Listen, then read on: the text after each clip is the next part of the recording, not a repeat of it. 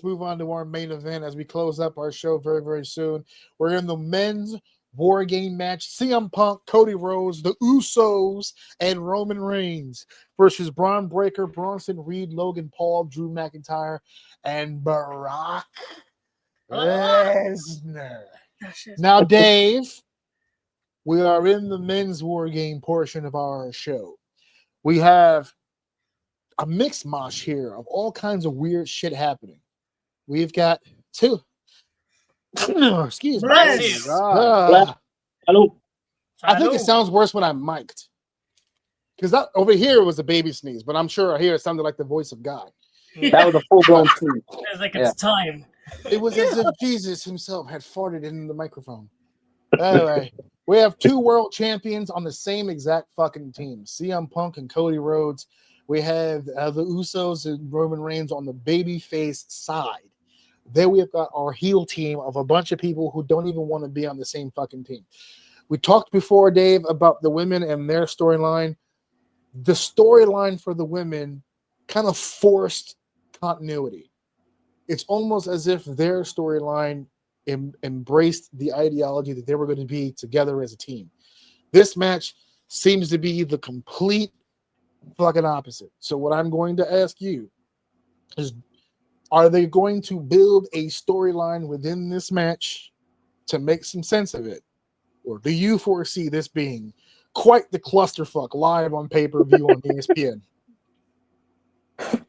Yeah, the second one I'm gonna go with. I really like. For me, if Brock Lesnar is involved, I don't really see much building coming out of that because he's in and out. He's not gonna do anything long term. So he's in here just to beat people's ass. He's gonna go in last. The match isn't gonna end too far after he goes in there. He's gonna beat a lot of people's ass, and is what it is. Mind you, that team, the heel team has the man advantage. So last. He won't be just the last guy from the team. He's going to be the last guy out of a cage. Have they ever before had two main champions on the same team during this? Because that's also really weird. I don't recall. No. We're champion versus champion. Yeah. I don't think we've ever had the two champions on the same fucking team. No. Yeah, so I mean, I don't know. Like, to be honest with you, I'm a little behind on a few Raw, so I really don't. You're gonna have to explain to me what the actual story is going on here. Because looking at this, it just looks like we got our best guys all in a match who's gonna beat the shit out of each other. Okay, that's the story. Yeah, that's the story. That's the story. I'm gonna break it. I'm gonna give you the goddamn cliff notes for this storyline. You absolutely ready? Are you absolutely fucking sure? Okay, here we go. CM Punk and Jey Uso competed for the world title because it was vacant due to Seth Rollins. Seth Rollins was injured by the Vision, wink, wink, and he had to go away. So the Vision stood back waiting to see who would be champion instead of competing for the championship, which didn't make any sense, but they held back anyway, which led the two baby faces, Jey Uso and Punk, to compete for the title.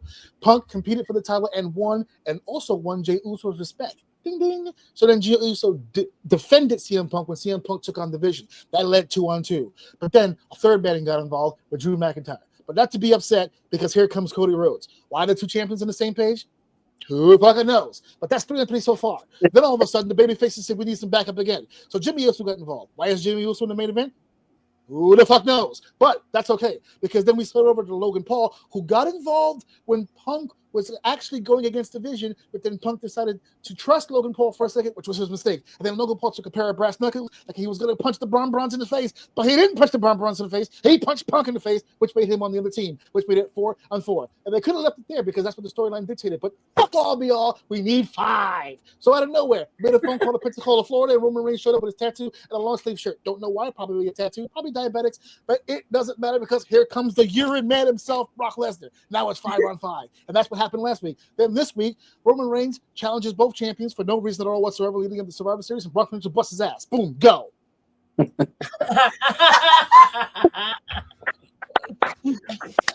So a bunch of random people fight each other in a game.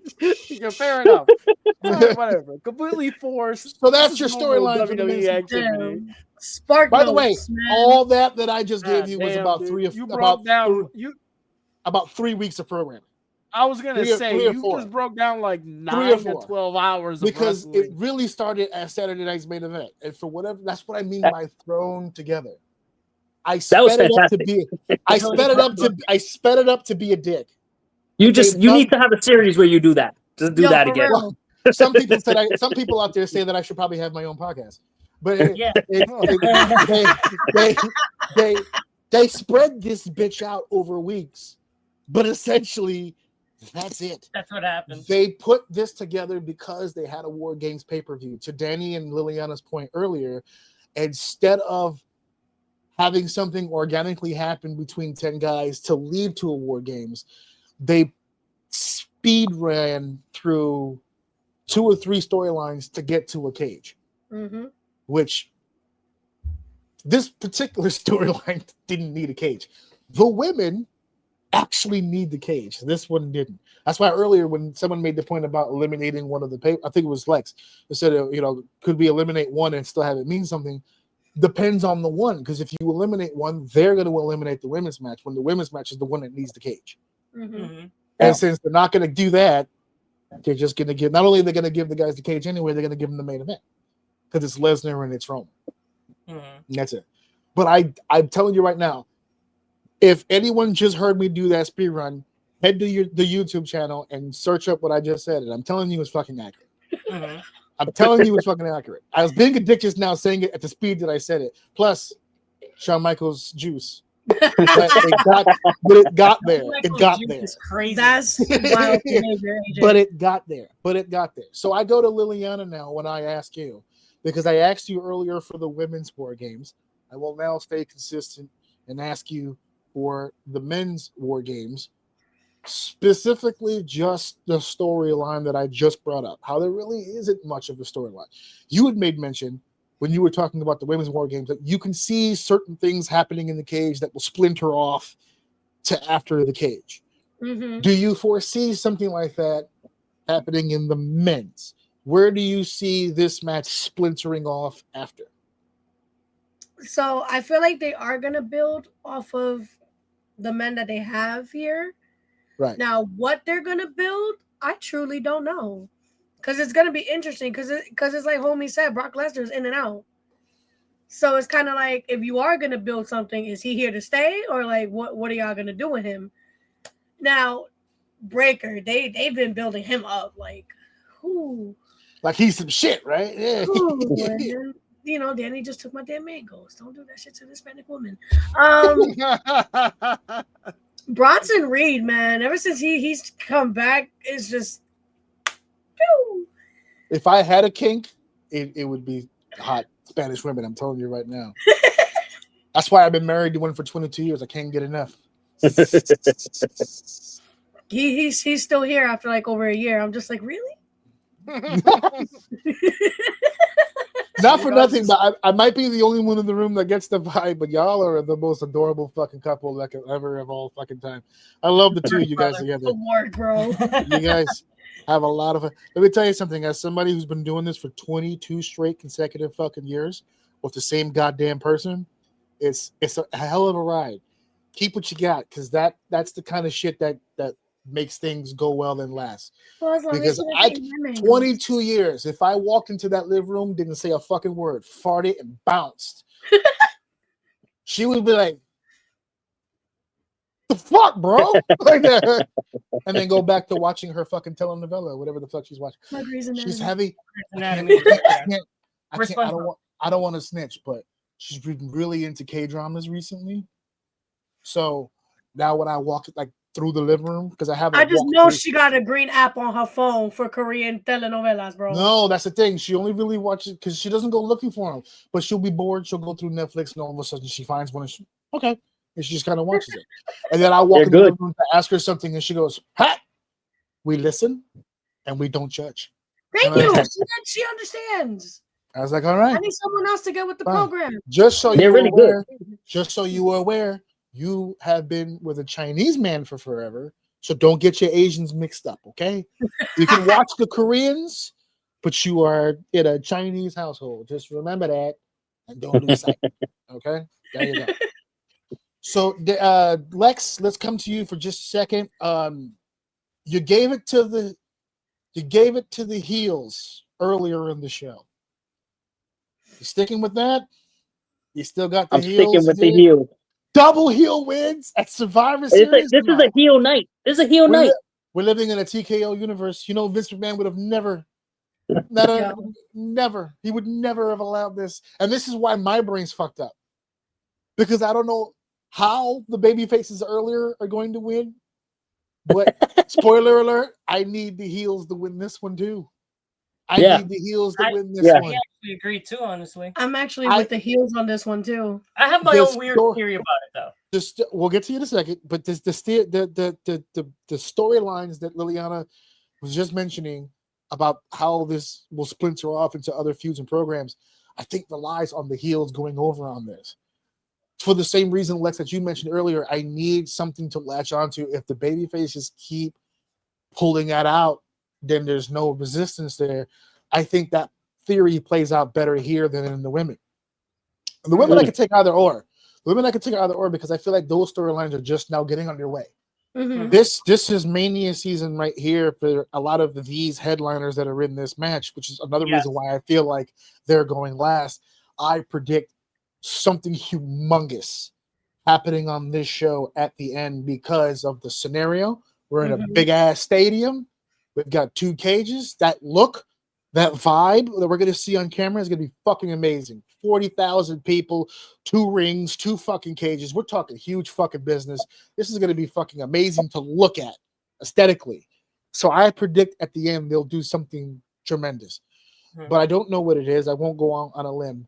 But it's going to be a really big deal. And that's why I feel like it's tough to end a pay-per-view like that with heels going over, but I feel like it's necessary, especially those specific heels. Lesnar doesn't need the win, but Breaker and Reed definitely have been doing far too many jobs as it is. Logan Paul, regardless of how you feel about him, I feel like they're going to do something with him, especially now that we're heading into the Royal Rumble and into WrestleMania season. And with Drew McIntyre, fuck Dave, we've been doing this. You shot at me for giving up on LA Knight. Where are you with Drew at this point? Because you've got to have fatigue. You've got to be. You're still on the bandwagon for Drew McIntyre at this goddamn point. Nah, I don't think they are. Because they're trying to talk me out of it. I've been trying to get this guy a goddamn world title since the pandemic, and they just keep talking my ass out of it. If I was Drew McIntyre, I'd be pulling my robe up. Bitch, you just used me? What the fuck? Drew needs this win more than anybody in the match. I was the champion at a time where a cough would kill you, bitch. A cough would kill you. And I was the champion. And now we're all breathing COVID-free air. And we got to push Logan Paul now. What the fuck? And TKO for that. Right. And I was the guy who was the most vocal. That first WrestleMania after the pandemic, the one in 37, the one that was in Florida. I went to that, but I went to night 2. Lashley and McIntyre for the world title, the WWE title, was on night 1. That was the opener that year. And I had said, based on the positioning of where Lashley and McIntyre were at the time, I said, you know what? McIntyre's had the whole last year. We're trying to make Lashley at this point as another main event star that we need right now. If Drew McIntyre is smart, he does the job here, puts over Lashley. We build toward the future. He did it. I didn't know he'd still be doing the fucking job. That wasn't part of my plan. I didn't say all that shit. God damn. Of the list, Dave, of the 2, McIntyre and Knight, who's gonna have the bigger 2026? Unfortunately, the way it's going right now, McIntyre. Because you can say what you want about McIntyre taking L's. Why is that unfortunate? Because I think at this point, if we're talking, no, but I think at this point, if we're talking both of these guys, I think they should do a switch. Because again, I think the pseudo looking push is on Drew because he's still around a certain type of player. Whereas LA Knight is not. They need to flip it and see if it changes something because right now Drew is feuding with the CM Punks, with the Usos, with the Cody Rhodes. LA Knight's not getting that setup. So if we do a little switch here, maybe we could see something different. And who knows? Unfortunately, I think they might end up in the same situation because I think the stars around them right now, I think there's just too many people to push. and they just kind of take the back burner right now. They need to change his name back to Dupree. That's why. Yeah. They said, but one of my friends said, Hey, it's working out one for of my Max friends City said, right Hear now. me out though. Hold Hear on, me out. hold on, Because LA Knight. they're gonna have Paul Heyman on the side, right? What if their little build-up for LA Knight is gonna be in this? So since they got Paul Heyman on the side, right? What if LA Knight comes out on the side? Well, Heyman is a big. What are y'all gonna? How y'all gonna intertwine this? How y'all gonna make this work? What if LA Knight stood home?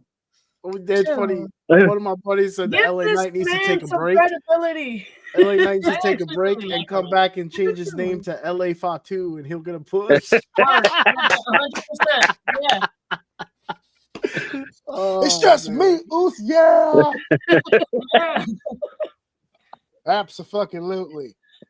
Didn't Drew make a comment like that recently on Twitter that like if you're in the Fatu family, you're automatically in? He did. Hey, brother. Hey, look. Don't hate the player, man. Hate the game. It is what it is, baby. Drew on Foundational. social media is unhinged, and I love it. Untouchable. I love Undefeated. it. That's why he'll always stay relevant. Mm-hmm. He's figured out the social media game. Yeah, exactly. Yeah. He ain't going nowhere. He even goes after the social media team, like not even wrestlers. Like when great. WWE starts posting shit, he's like, "What the fuck is this? Lame ass post. Just thumbs down on this post." Whoa. Or those times where Drew McIntyre used to come out to drive to leave the arena, all the fans out, and he plays cult of personality for the fans as he waves. Oh man, Yo, that's fucking great. great stuff. Funny. Denny, Yes, sir. who do you have winning the men's war games? The heels. And I have a weird theory on it. And I'll I tell know you that's why I'm giving it to you. Go ahead. What's your weird theory on it? All right, so we all saw Roman Reigns basically challenge Punk and Rhodes, right? We saw it. I feel that there's going to be a heel turn there. Might be onto something. Go ahead. So Roman Reigns is going to cost his team the match. He about to get nuclear heat if that's the case. And think about it. That's going to build up to whoever he wants to go after. As champion. Because, he is, in the end, his best run was as a heel. So. Well, now I'm going to put you on the spot. Who does he fuck over, Punk or Cody? I think Cody makes more sense. I mean, they're on the same team. It would be both of them regardless. No, but he's only going to challenge one. For Cody Rhodes after the match. For his Maybe he challenges both of them. He's greedy. He's Roman Reigns. He walked around with 3 belts before. But I feel like it's going to be one of those things where Cody beat him for the title, so he wants the revenge. You know what? To be fair, if they go that route, I see it going the way that you're saying, where Roman chooses CM Punk, but I also see Cody getting upset by that and turn this into a triangle, because I still don't forget the look on Cody's face and the energy that Cody had when Roman had came back for the first time after that Mania. And for some reason at that point, I felt like Cody was going to make a turn. Like it felt like he was going heel there, and it just completely disappeared. They never really talked about it again. And I think Cody still holds that. So if they do kind of go the way that you're saying, I do see Roman picking Punk, but I see that pissing off Cody. Imagine all that pushing that The Rock did to try to turn Cody heel, and they said, "Mm-mm." And now The Rock went away, and they go, right now. That would actually, to be fair, what Danny said would make a good reason why we have both champions on the same team, because that to me still is the craziest thing, right, to see. That would actually make really good sense to why they would. I also think it's the perfect reason. I also think it's the perfect reason to put the heels over, because now it opens up a lot of avenues for any of those 5. Mm-hmm. If you look at that list of the heels, Lesnar, McIntyre, Logan Paul, Bronson Reed, Braun Breaker, I can see any of those 5 challenging for the world title in the next 100% agree. I feel like they're about to try to put Drew and Punk. If you're going to have Roman choosing Cody, that's the only matchup I might stay away from, Punk and Drew, considering they did that year-long feud like not too long ago. That's still fresh. But it wasn't for a title. It was not for a title. You're absolutely right. And not for nothing, guaranteed banger. But I just something different. I don't know, just to keep it fresh. I'm not saying we never do it again, but man, that was an unhinged. It was great. Couple of months. How do you do a 10-month program and only have 3 matches in 10 months? It's insane. Is that for the first 3 or 4 you didn't touch, and it was still Jesus Christ. Well, he came out of AEW a fucking ball of fire. He's like, I'm gonna prove this shit. Watch this shit. Watch this shit. Oh, I'm a piece of shit. Oh, I'm a cancer. Watch this shit. So we about to blur this whole fucking place apart. And then to segue from fucking Drew to fucking Seth. Oh, number one draft pick. So, Dave, did you give a pick for who's gonna win? If not, again, I'm gonna go with the heels on this. Strictly, I think everyone's on strictly the same page, and only because Brock Lesnar is on that team. And after what I saw he did to John Cena during that run with left question marks over my head, that man will never take another L for the rest of his life. Goddamn WrestlePalooza match.